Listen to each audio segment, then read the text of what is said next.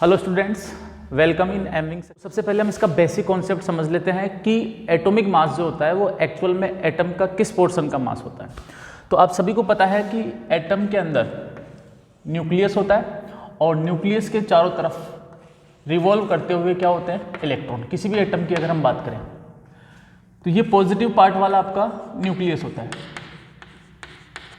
और इस न्यूक्लियस के अंदर क्या होते हैं, प्रोटॉन और न्यूट्रॉन होते हैं और बाहर क्या होते हैं, ये इलेक्ट्रॉन। तो जो एटम का मास होता है वो पूरा का पूरा डिपेंड करता है प्रोटॉन और न्यूट्रॉन के मास के ऊपर। इलेक्ट्रॉन के मास के ऊपर डिपेंड नहीं करता है, क्योंकि इसका मास जो होता है इलेक्ट्रॉन का बहुत ही नेग्लिजिबल होता है। तो हम बोल सकते हैं हमारा जो एटम का मास होगा, यानी कि एटॉमिक मास होगा, वो क्या होगा, mass of proton plus mass of neutron. यानी कि न्यूट्रॉन और प्रोटॉन का मास कंबाइन करके क्या बनता है, एटम का मास बनता है। यही आपका क्या होता है, एटॉमिक मास होता है। अब हम क्या करेंगे, हमारे पास जितने भी एलिमेंट्स हैं उन सभी का तो हमें एटॉमिक मास याद करने की जरूरत है नहीं। तो हम क्या करेंगे, जो इंपॉर्टेंट एलिमेंट्स हैं उनके एटॉमिक मास आपको याद करवाऊंगा, जो कि आपके class 9th 10th 11th 12th या आप किसी की भी तैयारी कर रहे हो उसके अंदर बहुत ही ज़्यादा काम के हैं। तो चलिए यहाँ तक नोट कर लीजिए।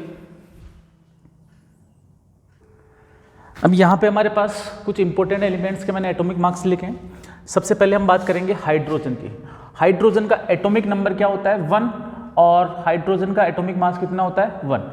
देखो, किसी भी एटम का एटॉमिक नंबर और मास आप दो तरीके से रिप्रेजेंट कर सकते हो। मैं बता देता हूँ आपको। मान लो ये हमारे पास कोई भी एलिमेंट है, यहाँ पे हम डिनोट करते हैं एटॉमिक नंबर को और यहाँ डिनोट करते हैं हम एटॉमिक मास को, या फिर यहाँ पे एटॉमिक नंबर और यहाँ पे एटॉमिक मास। तो मैंने ये वाला फॉर्मेट लिया है, ये वाला भी करेक्ट है और ये वाला भी करेक्ट है। इसके बाद हमारे पास आता है कार्बन। कार्बन का एटॉमिक नंबर 6 होता है और इसका मास कितना होता है, 12। नाइट्रोजन का 7 होता है और मास कितना होता है, 14। ऑक्सीजन का एटॉमिक नंबर 8, इसका मास 16। सल्फर का 16 होता है एटॉमिक नंबर और मास कितना होता है, 32। कैल्शियम का 20, 40। फ्लोरीन का 9, 19। एल्यूमिनियम का 13, 27। फॉस्फोरस का 15, 31। क्लोरीन का 17, 35.5। क्रोमियम का 24, 52। आयरन का 26 और 56। कॉपर का 29, 63.5। सिल्वर का 47, 108। लिथियम का 3, 7। बेरिलियम का 4, 9। सोडियम का 11, 23। पोटेशियम का 19, 39। जिंक का 30, 65.4। आयोडीन का 53, 127। एयू मतलब गोल्ड, एयू का 79, 197 एक्सेट्रा। तो इस तरह से हमारा एटॉमिक मास कंप्लीट। तो इस टॉपिक को क्यों पढ़ने की जरूरत है आपको, तो सबसे पहले ये टॉपिक आपके जब आप न्यूमेरिकल सोल्व करते हो मोल कंसेप्ट के इनके, तो वहाँ पे आपको मोलर मास की जरूरत पड़ती है, मॉलिक्यूलर मास की जरूरत पड़ती है। मॉलिक्यूलर मास या मोलर मास क्या होता है, तो कोई भी अगर मॉलिक्यूल लेते हैं हम, उसके अंदर कितने एटम हैं, उन सभी एटम्स का क्या मास आप क्या करो, ऐड कर दो, उसी को क्या बोलते हैं हम, मोलर मास। तो यहाँ पे मॉलिक्यूलर मास क्या हो गया हमारे पास, मॉलिक्यूलर मास हो जाएगा हमारे पास सम ऑफ मास ऑफ एटम्स। कोई भी आपके पास मॉलिक्यूल कंपाउंड कुछ भी दे रखा हो, उसके अंदर जितने भी एटम है उन सभी का अलग अलग मास आप क्या करो, निकाल के ऐड कर लो और वही आपका क्या हो जाएगा, मॉलिक्यूल का मास हो जाएगा। तो आपको क्या करना है, कुछ इंपॉर्टेंट मॉलिक्यूल्स हैं उनके मास मैं आपको निकाल के बता देता हूँ और इसी तरह से आप बाकी के जितने भी आपके मॉलिक्यूल या कंपाउंड बचेंगे उनका आप मोलर मास निकाल सकते हो। तो जैसे कि एग्जाम्पल के लिए अगर हम बात करें CH4, क्या नाम है इसका, मीथेन है। इसके अंदर अगर हम इसके मॉलिक्यूलर मास की बात करें तो इसके अंदर एक तो कार्बन का एटम है और 4 हाइड्रोजन के एटम है। तो इन सभी का अलग अलग मास हम क्या करेंगे, निकाल लेंगे और निकालने के बाद क्या करेंगे, ऐड कर देंगे इसको।